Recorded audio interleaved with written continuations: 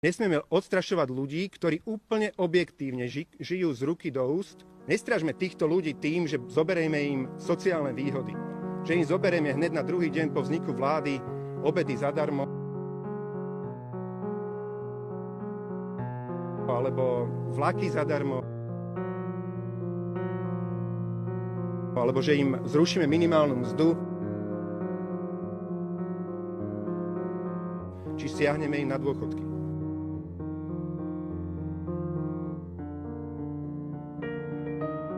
A mojou osobnou ambíciou aj nášho hnutia je naozaj sprofesionalizovať štátnu správu tak, aby v štátnej správe rozhodovala odbornosť a nie politika.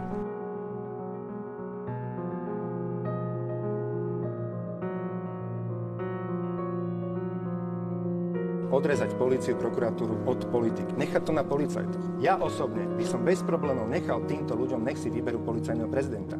To by nemalo byť o politike, že politik bude, ale politická strana bude určovať, kto bude viesť políciu.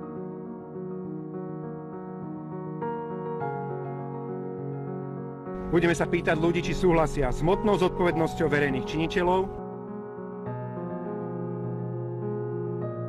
aby pacienti podozriví na onkologické ochorenie boli operovaní do 2 týždňov.